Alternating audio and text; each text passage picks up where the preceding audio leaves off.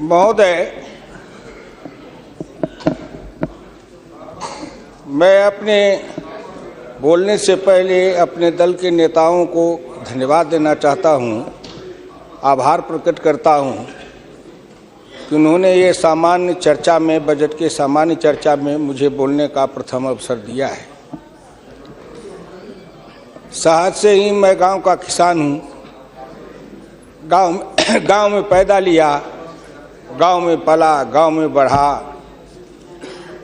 किसी तरह से राजनीति के धारा में चलते चलते यहाँ तक मैं पहुँच गया। लेकिन जब कभी मैं खड़ा होता हूँ तो मेरी नज़र वहीं रहती है। चौधरी चरण सिंह जब भारत के प्रधानमंत्री बने तब भी उन्होंने मुझे एक बार कहा था कि हुकुमचंद, भारत का प्रधानमंत्री हूँ, लेकिन दिन में एक बार मेरी नज़र अपने गांव में चली जाती है। वही कच्ची दीवार, फूस का छप्पर, वही कच्चा कुआं, वही गाय, वही भैंस, वही बकरी, वही ज्वार, वही बाजरा।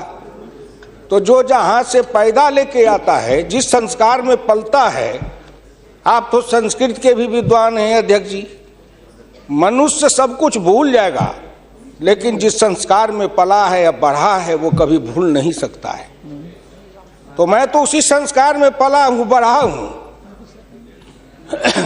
मैंने गोबर देखा, मैंने बकरी की गिनती की, मैंने भैंस की गिनती की। अब संजोग से लोकसभा में आया हूँ तो वो आंकड़े की गिनती करनी पड़ती है। Fiscal deficit, revenue deficit.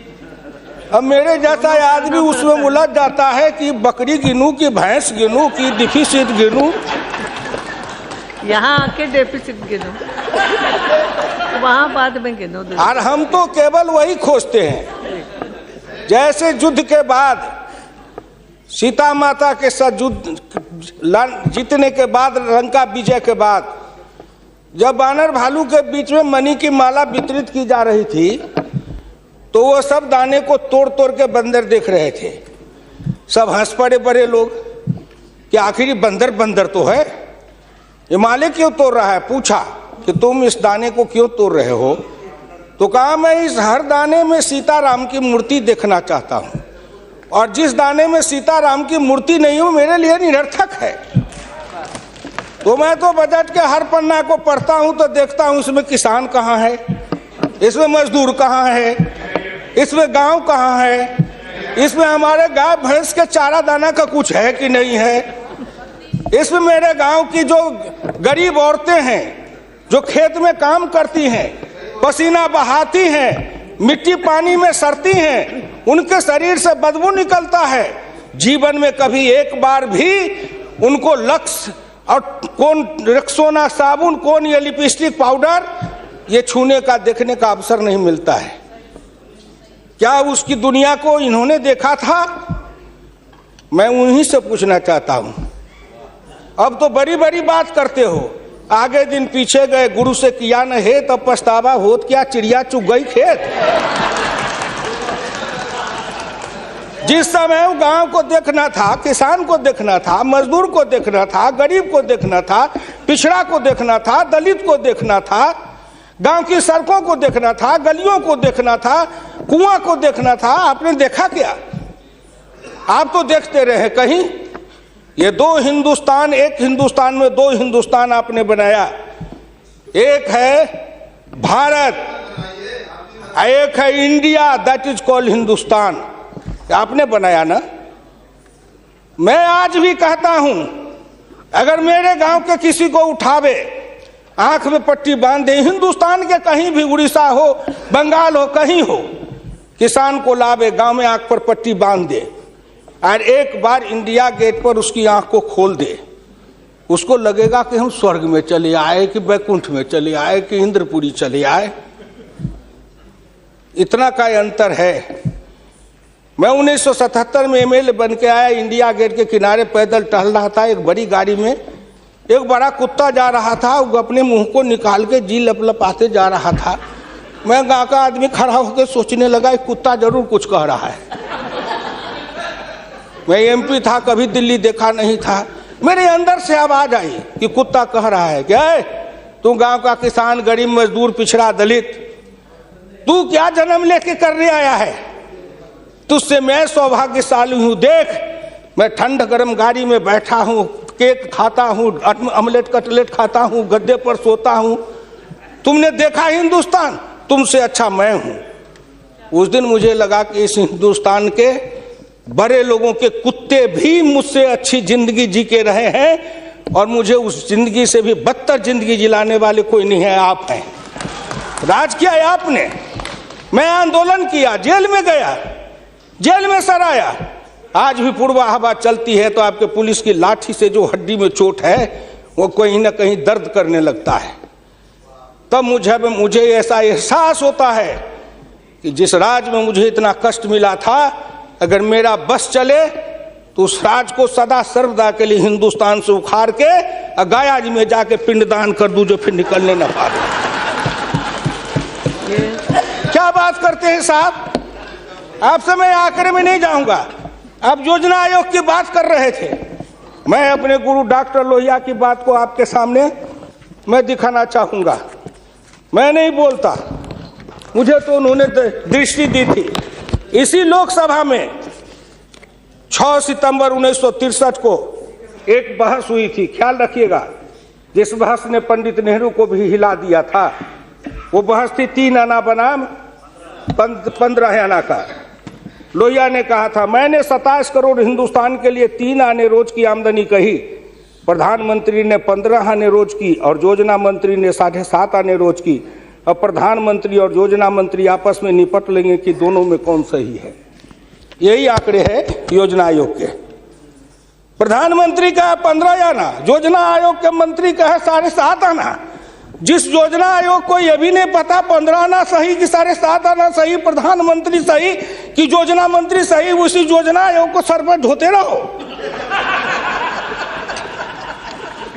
जो दर्शन करना चाहिए तो दर्पण माजत रहिए, दर्पण में लगा काई तो दरस कहां से पाई।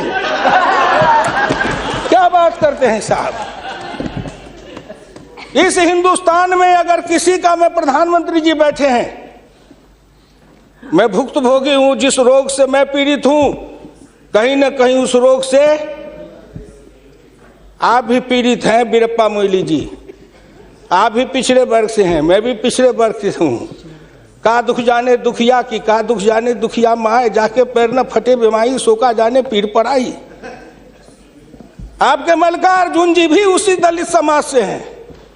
आपने सामाजिक पीड़ा को झेला नहीं है, भोगा नहीं है। इस हिंदुस्तान में अगर सबसे बड़ा कारण और सबसे बड़ी चीज अगर रही है सनातन काल से, तो वह हिंदुस्तान की जाति प्रथा।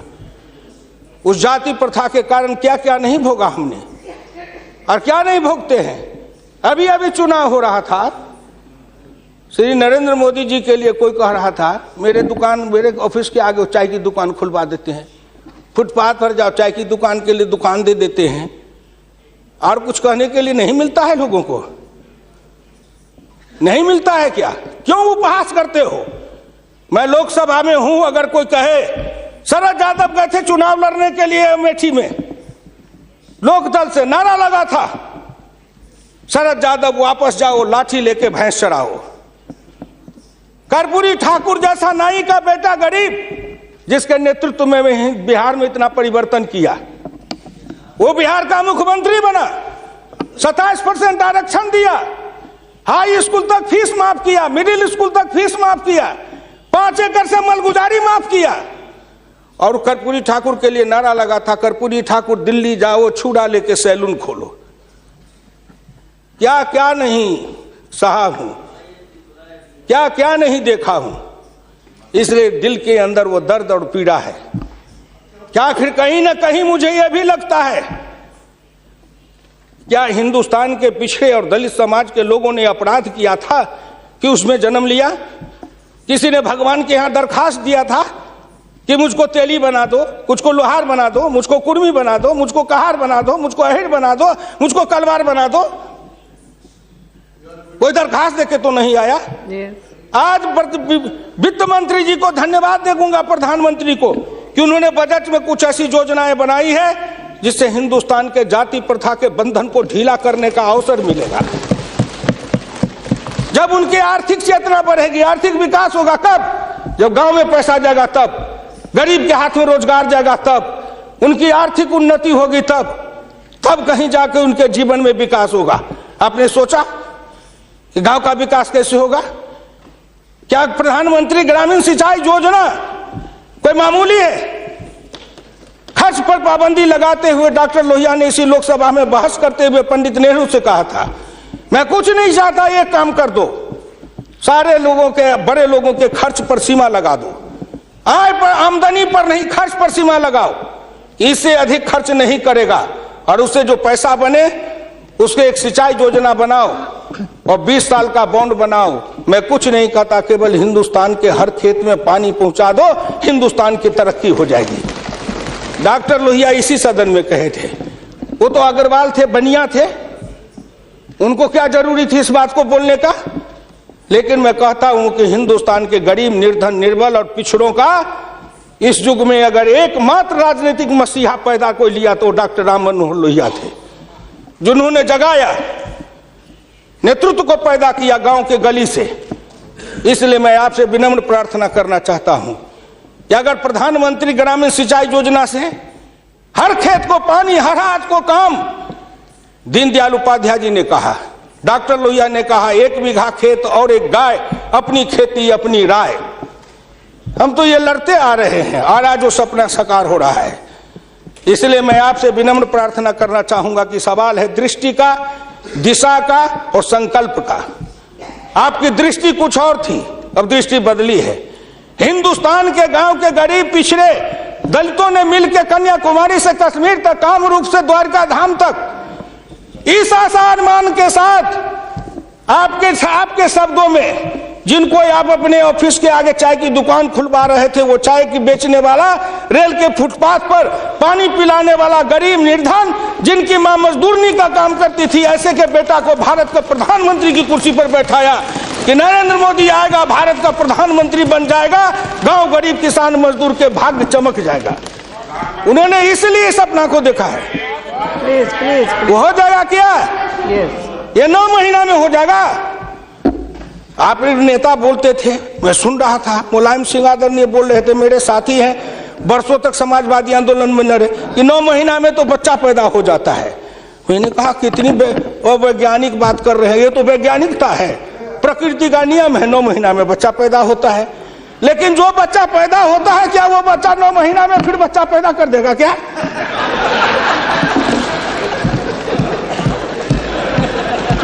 कितनी आप वैज्ञानिक बात बोल रहे हो? इस सरकार का 9 महीना हुआ, 10 महीना हुआ, सरकार पैदा हुई, अब क्या सोचते हो? आप क्या सोचते हो? इसलिए आपसे मेरी विनम्र प्रार्थना है कि संभलो, अभी भी आप संभलिए, प्लीज अभी आप संभलिए। आप बजट को क्या समझते हो? आप बसीर रहिए। मैं वीरप्पा मोइली साहब नहीं हूं। वीरप्पा मोइली साहब आंकड़े बता रहे थे, मैं उन आंकड़ों का जवाब दे रहा हूं कि आपने इतने दिन ये आंकड़े अब हमको पढ़ा रहे हैं। आपने क्या आंकड़े पढ़े थे? आपने आंकड़े पढ़े? 1951 में किसान थे 71.9%, 211 आपका राज, घट के हो गए 45.10 पॉइंट, 26.08 पॉइंट, किसान गायब हो गए। कहाँ गायब हो गए? कहीं नहीं गायब हुए। खेतिहर मजदूर थे 28.1 पॉइंट, और वो घट करके हो गए 17.5, वो बढ़ गए 26.08। अध्यक्ष महोदय, जितना किसान गमा उतना खेतिहर मजदूर बनाया। ये आंकड़े नहीं है क्या? ये सच है कि नहीं? तो आप बजट बनाते रहो। बड़े बड़े अर्थशास्त्री आए, एक विद्वान आए अर्थशास्त्र के, कहां से? वो हार्वर्ड वाले। हमको कहा हार्वर्ड, हमने कहा देश को कर देगा हार्वर्ड। ये हर्बट वाला हर्बट करेगा। हिंदुस्तानी अर्थशास्त्री चाहिए अरुण जेटली के जैसे। और ये कहां गए बोलिए? अगर ये चौधरी चरण सिंह हिंदुस्तान के जितने कृषि अर्थ ग्रामीण अर्थशास्त्री हुए, जेसी कुमारप्पा से लेकर चौधरी चरण सिंह तक, सबने एक ही बात कहा, खेती पर से जो जो भार घटेगा त्यों तो गांव की उन्नति होगी, किसान खुशहाल होगा। खेती पर से भार को कम करो। आपने कम किया, लेकिन हमको बनाया क्या? ऑफिसर बनाते, नौकरी देते, उद्योग लगाते, हाथ में काम देते, साइकिल देते, मोटरसाइकिल पर चढ़वाते, तब न समझते। हम किसान थे, हमको मजदूर बना दिया, झुग्गी झोपड़ी में डाल दिया, गंदी जिंदगी, कीड़े की जिंदगी जीने के लिए हमको रख दिया। जो गांव में बसने वाले थे वो 82.7 थे और घट के हो गए 68.08। 14% गांव के लोग गायब हो गए। कहां गायब हो गए? गायब होके कहां गए? आपके यहाँ दिल्ली में फुटपाथ पर सोते हैं, पेड़ के नीचे सोते हैं, पेड़ के नीचे जन्मते हैं, बलते हैं, बढ़ते हैं, पेड़ के नीचे शादी करते हैं, हनीमून बनाते हैं, वहीं फिर बच्चा पैदा करते हैं, फिर पेड़ के नीचे ही अपना परिवार बसाते हैं। हमारे बच्चे को लाया, हाथ में रिक्शा थमाया, ठेला थमाया, फुटपाथ पर काम करवाया, गरीबी से मजदूर किया, कुत्ते के जैसे जिंदगी जीने के हमको मजबूर कर दिया। और ऊपर से आप बताते हैं कि हम अब तुम्हारे लिए क्या दे दिया? फूड सिक्योरिटी दे दिया। फूड सिक्योरिटी, दाना उपजावे, धान उपजावे हम, गेहूं उपजावे हम, अनाज उपजावे हम, मेहनत करे हम, हमको बस समझते हैं आप भिखमंगा। फूड सिक्योरिटी, हर आदमी पर 1 किलो चावल और 3 किलो गेहूं देंगे। आप बड़े बड़े बड़े बजट वाले अर्थशास्त्री वाले हैं, महीना में 1 किलो चावल खा के रहो, एक आदमी 3 किलो गेहूं खा के रहो। ये गरीबी का उपहास है, हमारी निर्धनता और गरीबी का उपहास है। आओ आओ, 1 किलो चावल देते हैं, 1 महीना में खाओ। महीना में 26 रुपया, जिसकी रोज की आमदनी आप कहते हो गरीबी रेखा के नीचे है, और चावल गेहूं बांटेंगे 70% को। क्या आंकड़ा है आपका? यही बजट बनाते थे ना, मैं उसी को कहता हूं, यही आपका आंकड़ा। गरीबी, चावल गेहूं खाए 70-80%, हमको कहो गरीबी की रेखा के नीचे है 26%। कबीरा बाँचे आखिन लेखा, पंडित बाँचे पोथिन लेखा। हम तो आंख से जो देखते हैं वो बोल रहे हैं। आपने क्या किया? हम कम किए, कहते हैं किसान किसान किसान किसान विरोधी है। हिंदुस्तान में 90-91 में 185.2 मिलियन हेक्टेयर खेती की जमीन थी, और आपके राज्य में 2011-12 में 182 मिलियन हेक्टेयर हो गई। ये जमीन कहाँ गई? हम खा गए? हमारे गांव के लोग खा गए? कौन खा गए? जो खाए हो। लेकिन मैं इतना जानता हूं कि आप हमारी जमीन खा गए। और दूसरे तरफ जो गैर कृषि योग्य भूमि थी 90-91 में 21.22 मिलियन हेक्टेयर, 11-12 में हो गए 26.29 हेक्टेयर। गैर कृषि योग्य भूमि बढ़ी है, कृषि योग्य भूमि का ह्रास हुआ। उल्टे बात कहीं पर निगाहें, कहीं पर निशाना। न कुछ मिले तो कुछ कहिए, न कुछ मिले तो विरोधी में गए तो कुछ न कुछ तो कहना है ना, नहीं तो दुनिया कैसे देखेगी कि विरोधी का काम कर रहे हैं। इसलिए आपसे मेरी विनम्र प्रार्थना है, अगर विरोधी का काम भी करना है तो आप अपने नेताओं को कहिए कि कुछ दिन हमारे पास आए, 6 महीना ट्रेनिंग दे देंगे कि हम विरोधी थे तो क्या करते थे। अरे नाटक भी करिए तो किसी डायरेक्टर से सीख तो लीजिए। जो गरीबी का डायरेक्टर है उससे सीखे नहीं, गरीबी का नाटक खेल रहे हैं। एक गांव में नाटक में हनुमान जी का पाठ करने वाला नहीं आया। उसने सोचा कि आज तो नाटक नहीं होगा। एक बहुत मोटा तगड़ा दुकानदार था, उनको पकड़ लाया, कहा तू नाटक कर, केवल खड़ा रहना।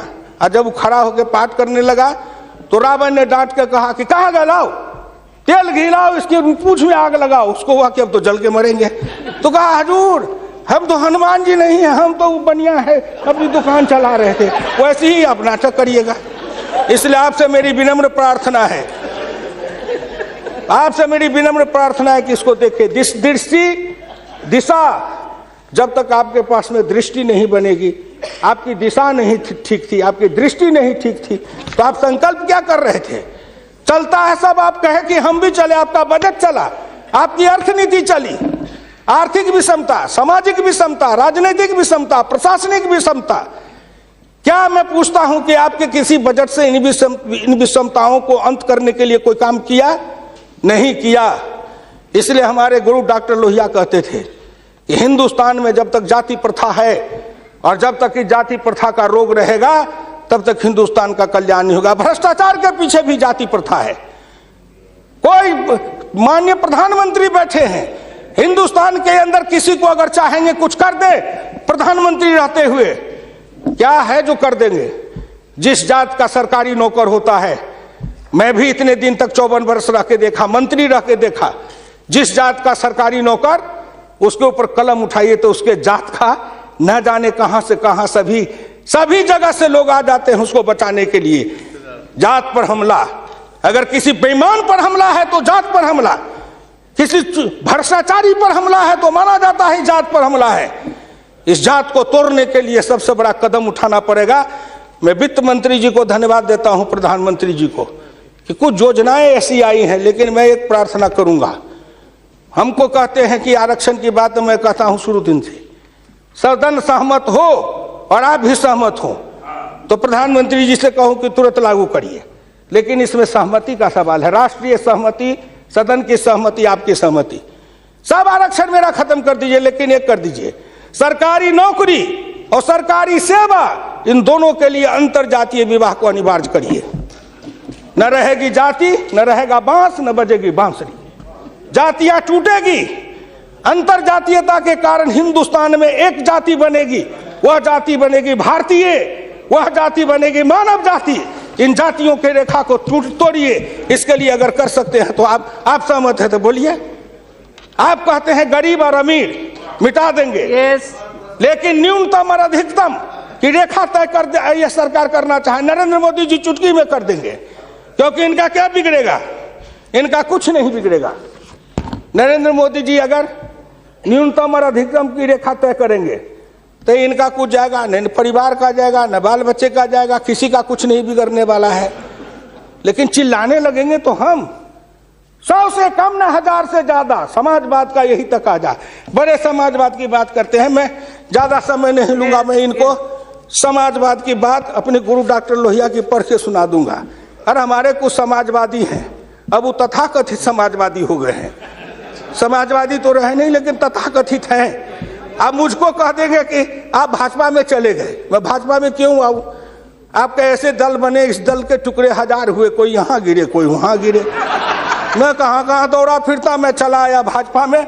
मैं भारतीय जनता पार्टी के नेताओं को धन्यवाद देना चाहता हूं कि हुकुमदेव नारायण 3 बरस से ज्यादा किसी पार्टी को दुरुस्त नहीं रहने देता था। आज 20 बरस से भारतीय जनता पार्टी में अटल अटल खड़ा हूं। इस पार्टी में जब तक कोई ताकत नहीं है, अडवाणी जी में, अटल जी में, नरेंद्र मोदी जी में, इन सब लोगों में जब कोई गुण नहीं है, तो मेरे जैसे उदंड आदमी को 20 बरस तक अपने पिंजरे में रख लिया है, कोई साधारण योग्यता है? इस बात को समझो। मैं आखिरी में कहूंगा अध्यक्ष महोदय, समाजवाद हर किसी से अन्य सिद्धांत की तरह एक होता है थोक, एक होता है फुटकर, एक होता है सगुन, एक होता है निर्गुण, एक होता है सिद्धांत, एक होता है कार्यक्रम। समाजवाद से एक सीढ़ी नीचे उतरो, उस सीढ़ी का नाम है बराबरी। उस बराबरी से एक सीढ़ी नीचे उतरो। गौर करिएगा कौन कौन बराबरी? आर्थिक बराबरी, सामाजिक बराबरी, राजकीय बराबरी, धार्मिक बराबरी। उससे एक सीढ़ी और नीचे उतरो, तब उसके बाद आएगी समता, संपूर्ण समता, संभव समता। तब एक सीढ़ी और नीचे उतरो, तब अधिकतम और न्यूनतम की सीमा लगाओ। यह धार्मिक बराबरी की भी बातें भी की गई है। अगर हम धार्मिक बराबरी पर जी समाप्त करेंगे, अगर धार्मिक बराबरी पर मुझे कहा जाए तो मैं कहने लगूं तो कितनी अपनी पीड़ा सुना दूंगा कि धार्मिक बराबरी इस देश में कैसी है। उसके संबंध में मैं ज्यादा समय नहीं लेकर के केवल आपके सामने मैं सुना देना चाहूंगा। समन्वय दो तरह का होता है, एक दास का समन्वय, एक स्वामी का समन्वय। मैं नहीं कहता, महान समाजवादी अर्थशास्त्री डॉक्टर लोहिया ने इसी सदन में 26 मार्च 66 को कहा था। गौर से शब्दों को सुनिए। समन्वय दो तरह का होता है, एक दास का समन्वय, एक स्वामी का समन्वय। पिछले 1000 बरस के इतिहास से हिंदुस्तान ने स्वामी का समन्वय नहीं सीखा, वह एक दास का समन्वय रहा है। मैं तो श्री नरेंद्र मोदी जी सरकार से कहूंगा कि 1000 साल से भारत दास भाव से सांस्कृतिक समन्वय में रहा है। अगर वो स्वामी भाव का समन्वय में भारत आना चाहता है तो क्या अपराध है। इसलिए उन्होंने कहा, इस संबंध में मैं खाली परदेशियों को ही दोष नहीं देता, उनके सबब से जितने भी इतिहासकार हैं वे सभी जहर में बिल्कुल घुल जाते हैं। आज भारत के 2 इतिहास के स्कूल हैं, एक डॉक्टर ताराचंद, एक डॉक्टर मजुमदार, एक और है जो दोनों के दोनों इसी समन्वय धारा के हैं, विविधता धारा के हैं। भारत क्या है उसको भूलकर भारत के जो विभिन्न अंग है उनकी तरफ निगाह चली जाती है। क्या बात करते हैं साहब। तो इससे मेरी विनम्र प्रार्थना है सदन से, अध्यक्ष महोदय, मैं हाथ जोड़ के प्रार्थना करता हूं सदन से भी, और इस लोकसभा के चैनल को हिंदुस्तान के करोड़ों लोग देख रहे हैं।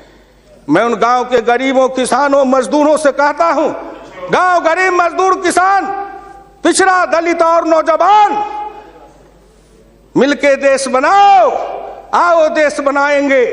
और नरेंद्र मोदी के प्रधान रहते हुए एक बार नहीं, अगर हिंदुस्तान में आपने जितने दिन रहा, एक बार में तो थोड़ी सी रेखाएं बनाई जाएगी, दूसरे बार में मिट्टी डालेंगे, तीसरे बार में तब न पिचिंग करेंगे।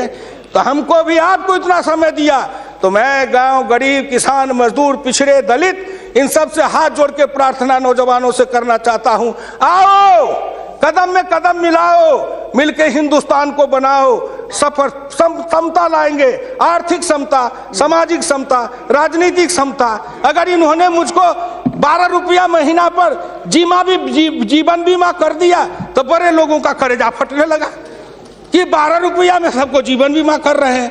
खेत में काम करेंगे, बीमार पड़ेंगे, मरेंगे, तो हम जिम 1 रुपया, हाँ 12 रुपया साल, 12 रुपया साल, 1 रुपया महीना। तंबाकू का गुटखा भी खाते हैं तो 3 रुपया में मिलता है, उससे भी सस्ता जीवन बीमा इस सरकार ने दे दिया गरीबों को। करेजा तो इसलिए फट रहा है, करेजा में दर्द इसलिए है, इन्होंने जो और योजनाएं चलाई, गाय के पशुपालन के लिए, गाय के उत्थान के लिए योजना, इत्यादि इत्यादि कई योजनाएं हैं, क्या गिनाऊं। हरि अनंत हरि कथन अनंत। मुद्रा बैंक बनाए, उसमें छोटी इकाई वाले को कर्जा देंगे, छोटी इकाई, वो छोटी इकाई का जो गांव वाला कर्जा खाएगा उसको किसको देंगे ये। इसलिए आपसे मेरी विनम्र प्रार्थना है कि 1 सेकंड में, 1 मिनट में इस बात को कह के खत्म करूंगा। राष्ट्रीय नमूना सर्वे के मुताबिक देश में 5.70 करोड़ उद्यमी हैं, इनमें 11 लाख करोड़ रुपए की पूंजी लगी हुई है, इनसे 12 करोड़ लोगों को रोजगार मिल रहा है। लेकिन इस क्षेत्र के उद्यमियों को पूंजी में कर्ज का हिस्सा केवल 4% है, जबकि अनुमान के अनुसार बीते 22 वर्षों में बड़े उद्योग में 50 से 60 लाख करोड़ रुपए की पूंजी लगी हुई है, इनसे मात्र 22 लाख लोगों को रोजगार उपलब्ध है। ये छोटे उद्योग, फरहई को, लोहार को, कुम्हार को, हजाम को, ये जो छोटे छोटे, ये जाति छूटेगी इससे। जाति आधारित हिंदुस्तान में पेशा है और पेशा के आधार पर जाति बनाया गया। अब इन रोजगार के जरिए उनके हाथ को काम देंगे, उन छोटे उद्यमियों को रोजगार देंगे। इनके कलेजा में दर्द हो रहा है कि नरेंद्र मोदी आया है, मुद्रा बैंक बनाएगा, गांव के गरीबों के हाथ में रोजगार जाएगा। ये गरीब बनेंगे पहलवान, गरीब बनेंगे विद्वान, गरीब बनेंगे बुद्धिमान, गरीब के हाथ में दम ताकत आएगी तो आपके आगे शर्म गच्छामी नहीं होंगे, न फूड सिक्योरिटी खाएंगे, न मनरेगा खाएंगे। हम अपने पसीना और पुरुषार्थ से, अपनी कमाई से इस देश को बनाएंगे। हम आपके भिखमंगा बन के जिए हैं, अब हम स्वाभिमान के साथ जिंदा रहना चाहते हैं। इसलिए मैं भारत के प्रधानमंत्री और वित्त मंत्री को धन्यवाद देता हूं। बहुत बहुत धन्यवाद।